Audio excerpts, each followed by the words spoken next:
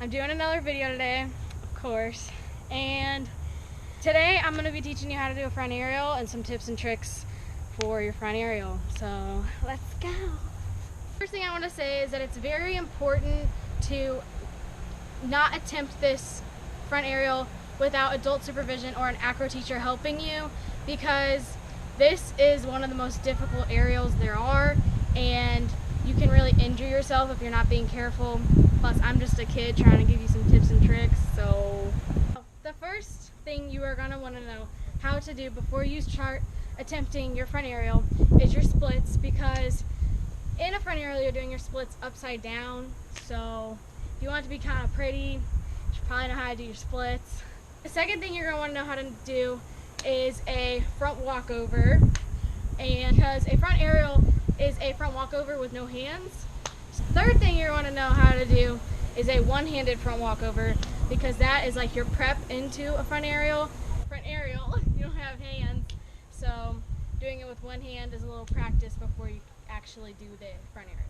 So, and for me, I learned my side aerial first because, I mean, that's just me. You don't have to technically know how to do that, but it's practice aerial without hands. And so when you're doing your front aerial, it is pretty much flexibility in your back. You have to have back flexibility to be able to get up, because the ending flexibility in your back. So before you start doing your front aerial, you're gonna want to be super stretched out, because it's gonna hurt otherwise, and you could pull a muscle, and that's just no good. So make sure your splits are all stretched out, all your hips and legs are stretched out. And also, it's very important to stretch your back out. And some ways to stretch your back out are by doing a back bend or a bridge, straightening your legs in a back bend or a bridge, and picking your legs up. And another way is by sitting on your stomach, pushing up, and then bringing your legs off and having your feet touch your head. So when you're doing your front aerial, your arms are a big part of it. The circulation of your arms make a big circle like this, and so it's very important to not cut off that circle right here, but to make sure, even if it doesn't feel right, it is the correct way to do it. So make sure to not stop here, and make sure to go all the way in a circle, because your arms at the very end doing the full circle help bring up your chest, your shoulders, your head, that area. So your pelvis at the very end needs to push forward, because if it stays back, you're not going to land. You're going to land on your knees, or you're just going to fall, like, you know. Thrust your pelvis forward, because that'll help you get up.